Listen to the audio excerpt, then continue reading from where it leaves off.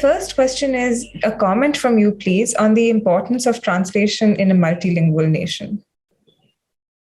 I think the importance of translation in a multilingual nation like India cannot be underestimated. I think this should have been given more importance when we became independent from British rule, because translation plays such a key role in the transmission of knowledge within a society, and also by making people aware of the rich creative tradition, or rich traditions of creativity that exist within different cultures. So translation is extremely important, vitally important, and we have a very rich tradition of translation in India anyway. I think the Mahabharata, the Ramayana reached millions of people through translation who didn't know Sanskrit. Actually, in every language, you have Mahabharata, Ramayana, which has been translated or rewritten, and then people have accessed these texts through translation. So translation has played a very important role, not just in the past, but in the recent past also. I think during Mughal rule, you have Dara Shikoh translating the Upanishads into Persian, and translation has enriched our culture, our society, our civilization in many significant ways. So, as I just said, its role in shaping our understanding of our world cannot be underestimated. That's how I look at it. Agreed completely. And I think, as you point out, India's got such a long tradition of translation and of transmitting knowledge across various languages. Coming to Odia in particular, could you tell us a bit about nonfiction publishing in Odia, what the landscape has been like, maybe over the past few decades, and what it's like at present? I think in Odisha, we also have a highly tradition of non-fiction publishing. Of course, poetry and fiction and short stories and plays dominate the cultural landscape, but at the same time, we also have a rich tradition of publishing knowledge texts. Especially after the arrival of colonial rule, with the advent of prose, I think prose became extremely popular for various reasons, obvious reasons, because prose was more prose became the medium of transmission of knowledge. So with the advent of prose, I think publishing non-fiction received a fresh lease of life.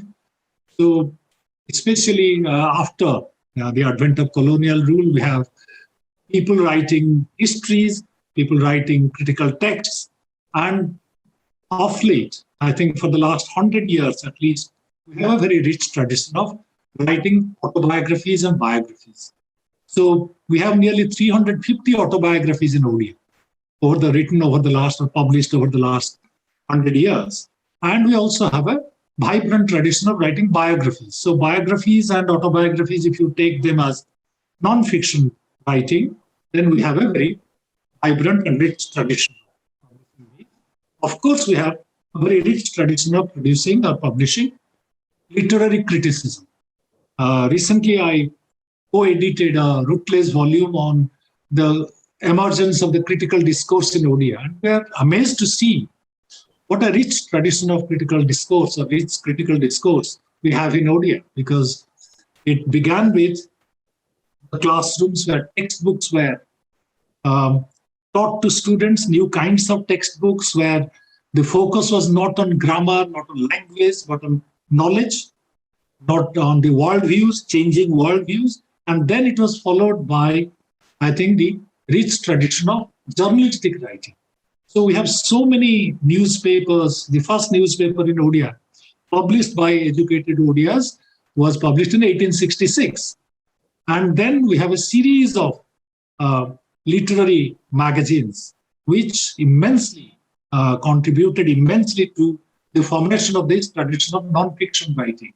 And in these literary journals, you have book reviews, you have essays, and you have essays on different aspects of a changing world.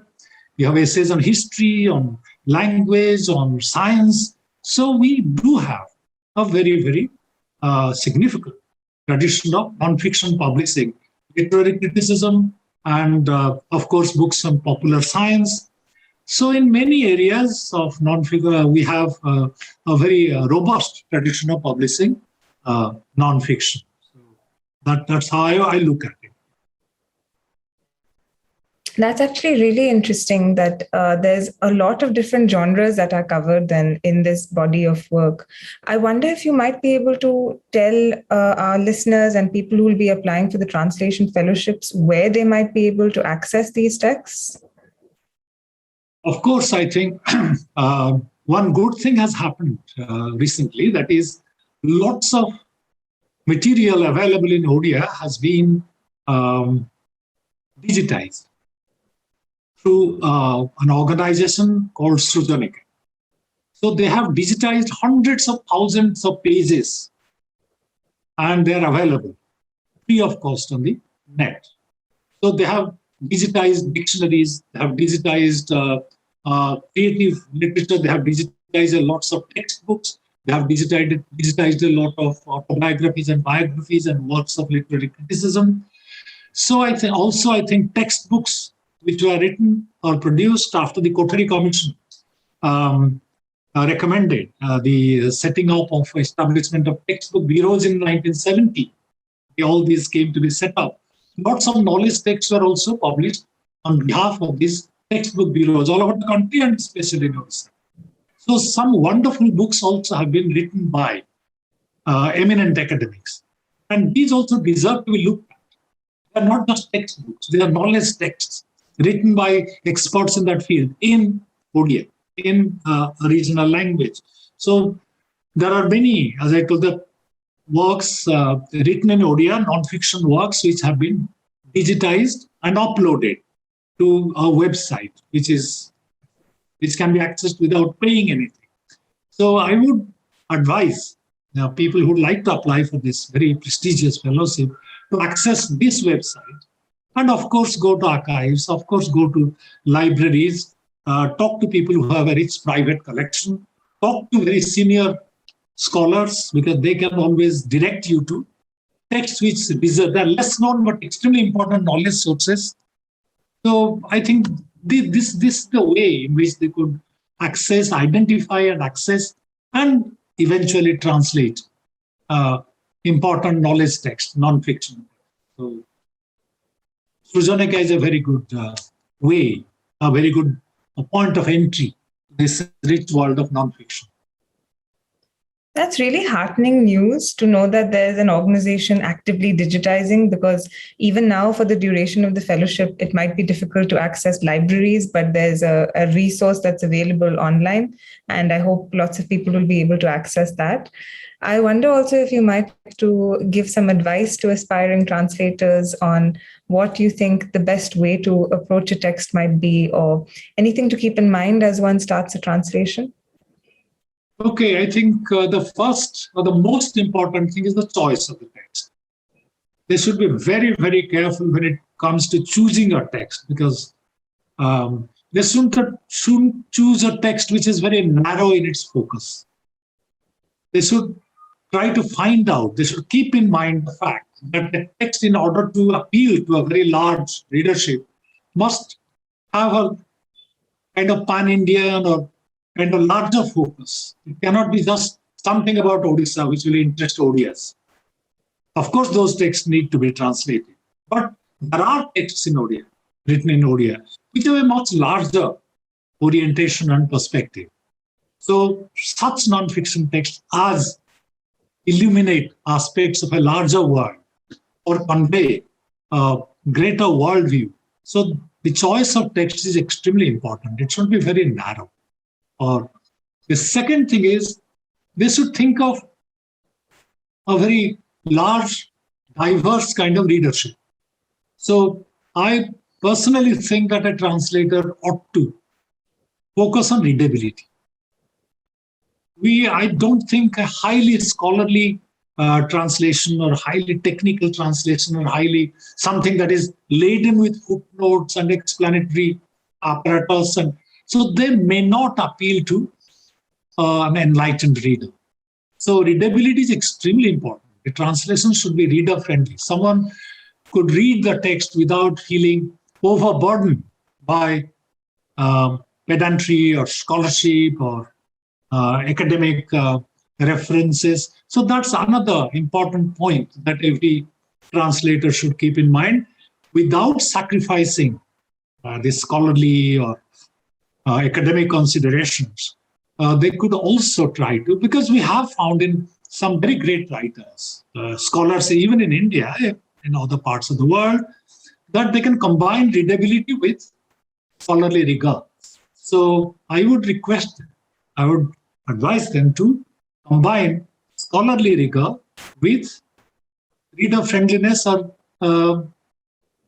readability. So that would be the second thing that they could keep in mind.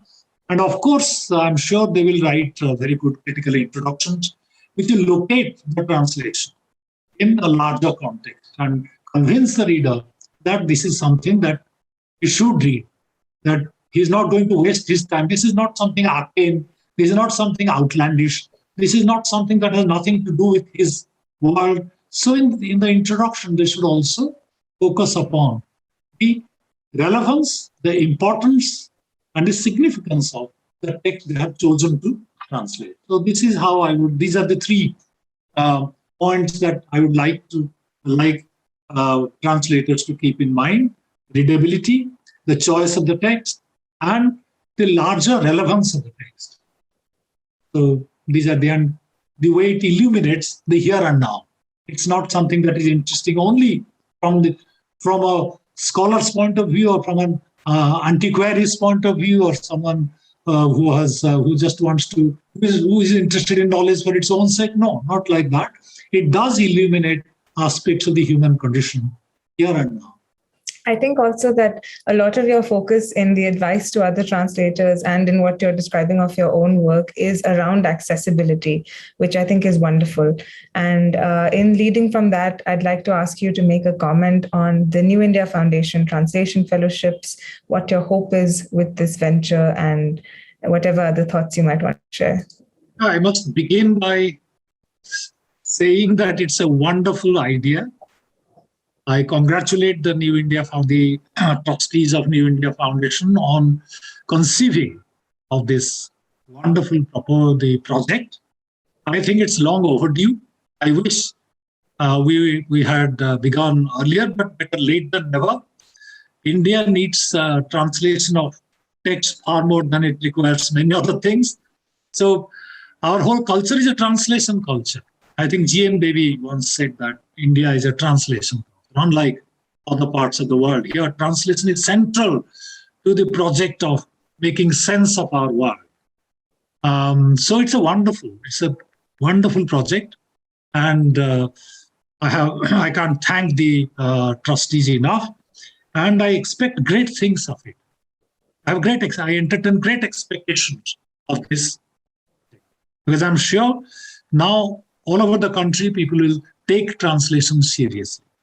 Here, this is a very important initiative, because translators are invited to choose a text, a knowledge text, spend 6 months to translate it into English, and then take another 6 months to render it publishable.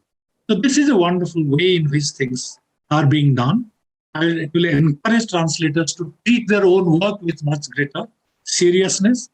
They will realize that their work is now being valued by a very prestigious foundation like New India Foundation. And I'm sure this will, within 2-3 years, when these books will come out, I'm sure people will sit up and take notice of this initiative, and the whole nation will feel grateful to New India Foundation for having introduced this initiative, implementing this initiative.